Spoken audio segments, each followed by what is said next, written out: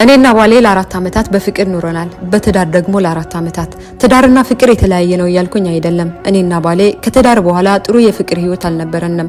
ለዛ ነው ባሌ በጣም ዝምተኛ ስለሆነ ምንም ነገር አጥፍቼ ቢሆን አይቶ ዝም ይላል። ስለዚህ የበላይነት ይሰማኝ ጀመር። ጓደኞችም ጀግና እንደሆንኩኝ መሰከሩልኝ። ታዳ ኩራቴ የበለጠ ጨመረ። ለባሌ ምንም አይነት ክብር መስጠት አቆምኩ። የትም ውዬ ማታ ላይ እመጣለሁ። ባሌ በጣም ተናዶ እንኳን ዝም ይላል። ታዳ አንድ ቀን አምሽቼ ወደ ቤት ስመጣ በጣም ተናዶ ቆይ ለምን አንቺ ለትዳርሽ ክብር አይኖርሽም? የድሮ ፍቅራችን ወደ ትሄዳለኝ?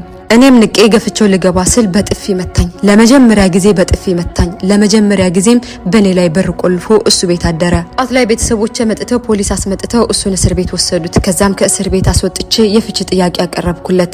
ሁሉም ሰው ትክክል ነሽ አለኝ። ጓደኞቼም ጭምር ደግ አረግሽው የት አባቱ አሉኝ። ከዛ እሱም በሐዘን ተሞልቶ ድርሻዬን ሰጥቶኝ ብቻውን ተቀመጠ።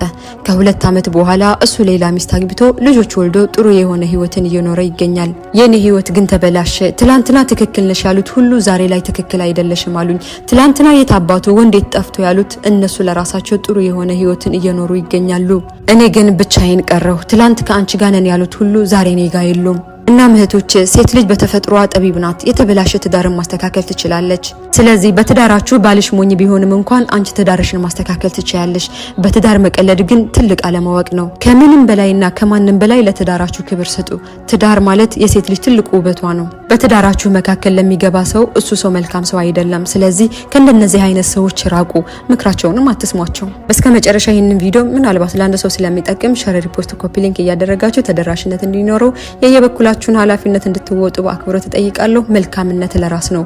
መልካምነት መልሶ ይከፍላል። ሁሌም ቢሆን ቅን እንሁን፣ መልካም እንሁን እላለሁ። ወሰላሙ አለይኩም ወራህመቱላሂ ወበረካቱ።